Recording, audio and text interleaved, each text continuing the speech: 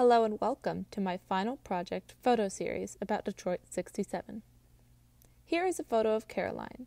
In this photo, she's on the couch and she has a big spotlight on her, which physically represents how she, as a character, is used to reveal different themes throughout the play. She's white and she sticks out like a sore thumb. The theme I'm going to explore through this photo series is the racial binary, and how our first impression of Caroline is that she's at the extreme white end of this racial binary. But later on, we'll see how Caroline might not be to the white extreme of that racial binary. In this second photo, I decided to use two photos side by side to portray the opposing relationships that Shell has with Bunny and Caroline. Shell and Bunny are friends, and things are really comfortable around them. Therefore, the photo of Shell and Bunny has warm tones. However, when Shell sees Caroline, Shell feels threatened, and she's cautious around Caroline. Shell says, "What you think gonna happen when this white girl wake up in a house full of colored folks in the ghetto? You think she gonna be thankful and happy you saved her when she see all these gashes on her face? You think she gonna be able to distinguish one colored fool from the next?" In this third photo, I've inserted a physical line to make this intangible concept visible. Here we have a legitimate binary, a line going through the picture. On one side is Caroline, and on the other side are our three main characters. An instance from the play where Caroline toes at the racial binary occurs in Act 1, Scene 4 on page 41. Caroline says, "You know what I have had? Bali High. It's really something delicious." Bunny says, "Bali High? What do you know about Bali High?" Caroline says, "I know that if you drink it back in 3 sips, it goes down smoother than oil. Tastes like you swallowed silk." And Bunny says, that's right. It does." Here, Bunny's really surprised because she, like the rest of us, are thinking that Caroline is to the extreme of this binary as we shown at the picture. However, Caroline knows about something that's on the other side of the binary. Her knowledge about this drink isn't putting her on the binary where we, and consequently Bunny, wants to put her. In this next photo, Caroline and Link meet for the first time, and they're already inching closer to the racial binary. In Act 1, Scene 5, on page 50, there's an interaction between Link and Caroline that illustrates how exactly this happens. Link discovers that Caroline enjoys music that he typically would listen to.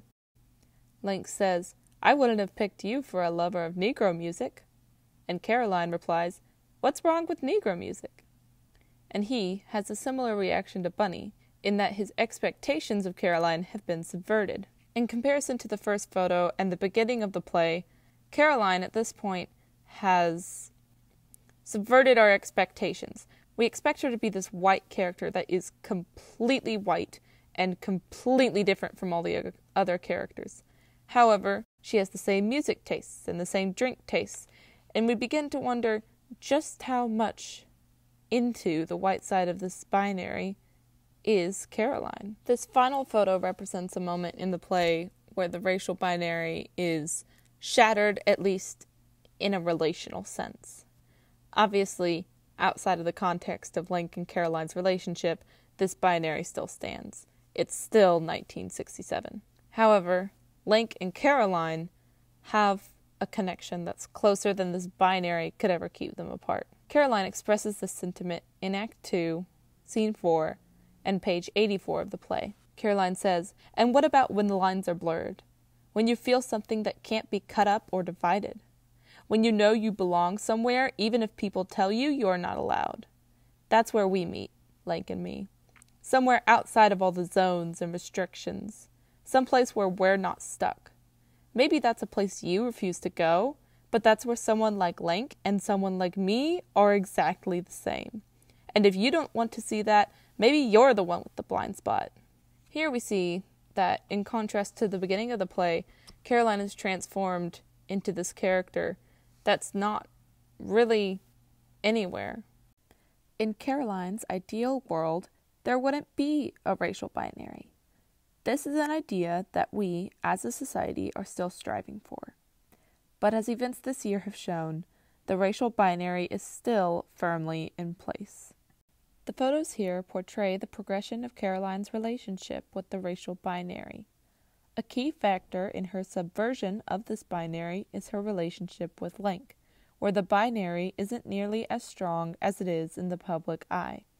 However, Caroline still has instances, like her knowledge of Bali High, that have her thwarting everyone else's expectations and that don't involve Link. Although Caroline only displays small instances of crossing the racial binary, her character still presents this theme well throughout the play.